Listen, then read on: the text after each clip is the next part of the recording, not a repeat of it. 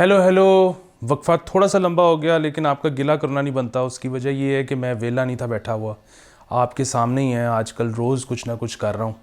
अगर कोई paid project आ जाता है तो वो तो ज़ाहिर है करना ही होता है, वरना फ्री में भी रोज़ कुछ ना कुछ करता ज़रूर हूँ। अब आपको पसंद आए ना आए ये एक अलग मसला है, लेकिन आप सुस्ती का ताना मुझे नहीं दे सकते।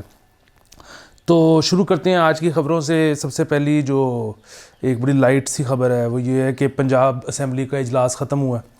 तो 12 रोज़ा इजलास था, 4 दिन में ख़त्म हो गया, लेकिन पैसे सबको 12 दिन के मिले। ये ऊपर से लेके नीचे छोटे स्टाफ तक, जिनको बेचारों को दिन के 300 रुपये एक्स्ट्रा मिलते हैं, जिस पे हमें ऑफ कोर्स कोई इतराज़ नहीं है। ये टोटल भी कुछ सारा मिला के को 3-4 करोड़ का ख़र्चा हुआ है, विच इज़ पीनट्स ज़ाहिर है सरकार के लिए। तो इतना कोई इसमें मसले वाली बात नहीं है। लेकिन ये ख़बर मैंने सिर्फ इसलिए पढ़ी है कि ऐसी नौकरी चाहिए। मतलब वैसे तो मैं हमेशा से गरीब हूँ, लेकिन पहले तो कोई पूछता ही नहीं था। अब ज़रा यार दोस्त ज़रा देखते हैं तो कहते हैं यार तुम हालात ठीक नहीं लग रहे, तो तुम्हें कोई नौकरी दिलवा दें। तो मैं उनको हमेशा यही कहता हूँ कि नौकरी नहीं, वजीफ़ा चाहिए। तो आप भी अगर कुछ मदद कर सकें तो प्लीज़ कीजिएगा। अच्छा, दूसरी ख़बर एक ये है मज़ेदार कि बड़ी, बल्कि ये पॉजिटिव ख़बर है, मुझे बल्कि असद वाले शो में करनी चाहिए थी, कि लॉकडाउन के दौरान ऐनक की दुकानें खुली रहेंगी। ये बड़ी ज़बरदस्त बात है। उसकी वजह ये है कि मुझे याद है पहले लॉकडाउन में भी ऐसा ही था, और क्योंकि मेरी ऐनक टूटी हुई थी और मुझे एक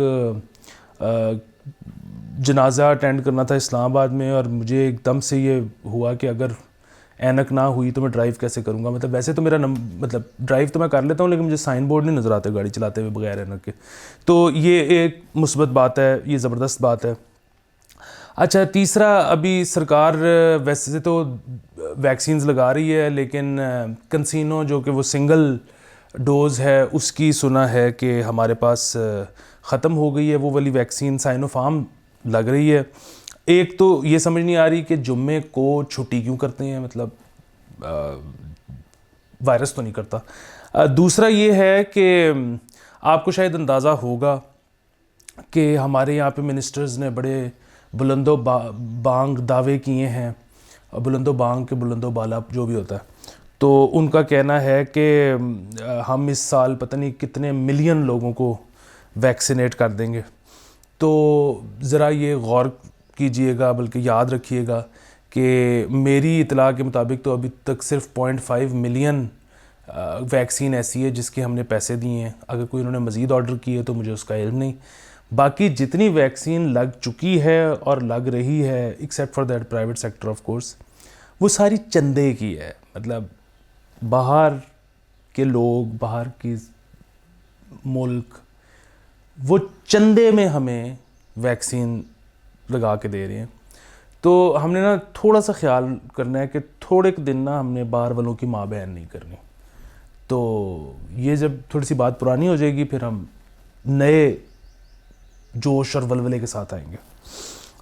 फिर एक इसमें मज़ेदार ख़बर आज की ये है कि, अच्छा ये वैसे मज़ेदार नहीं, बड़ी डिप्रेसिंग ख़बर है। मतलब मैं तो दुखी हो गया हूँ ये ख़बर पढ़ के, कि नशइयों और चोरों का तोड़, वासा गटरों के लिए प्लास्टिक के ढक्कन ख़रीदेगा।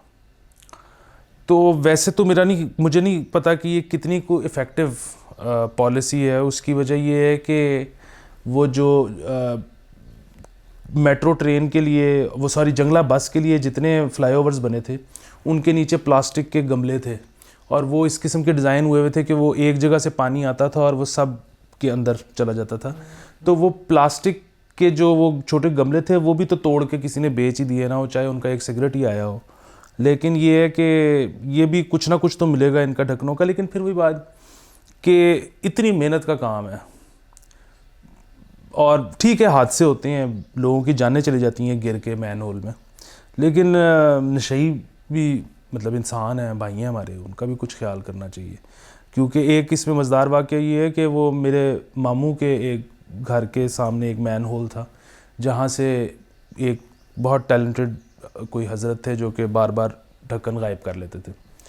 तो वो इतने ढक्कन लगवाए मेरे मामू ने कि वो फाइनली तंग आ गए, और उन्होंने कहा कि यार یہ تو روز کا ہی کام بن گیا. تو انہوں نے وہاں پر سریا ڈلوا کے سیمنٹ کروا دیا. تو وہ بھائی جان جو تھے وہ کچھ عرصے تک وہاں سے سریا کاٹ کے لے گئے. تو ہمیں ٹیلنٹ کی قدر کرنی چاہیے اور مجبوری کا بھی احساس کرنا چاہیے. تو یہ جو ہے نا سیڈ خبر ہے, اس کا ہم آگے آنے والے ہفتوں میں کوئی توڑ نکالیں گے. آخری خبر یہ ہے کہ بجلی بہت مہنگی ہوتی جا رہی ہے. اب ریزیڈینشل کا جو ریٹ ہے پیک آورس کا وہ تقریباً کوئی 31 روپے فی یونٹ تک جا پہنچا ہے. آج پھر خبر آئی ہے آج کی تاریخ میں کہ 90 پیسے کوئی اس میں فیول ایڈجسٹمنٹ ہونے لگی ہے. اب مجھے یہ نہیں پتہ ایگزیکٹلی کہ 90 پیسے کے بعد وہ 31 کا ہوا ہے یا ابھی 31 کے بعد 90 پیسے ایڈ, مطلب وہ جو بھی ہے وہ میں نہیں جانتا. تو اب ایسے موقع پہ آپ میں سے زیادہ تر لوگ جن کے پاس کوئی تھوڑے بہت پیسے بینک میں پڑے ہوں گے وہ سوچ رہے ہوں گے کہ یار ایسا کرتے ہیں کہ سولر ہی لگوا دیتے ہیں. تو مرضی ظاہر ہے آپ کی ہے.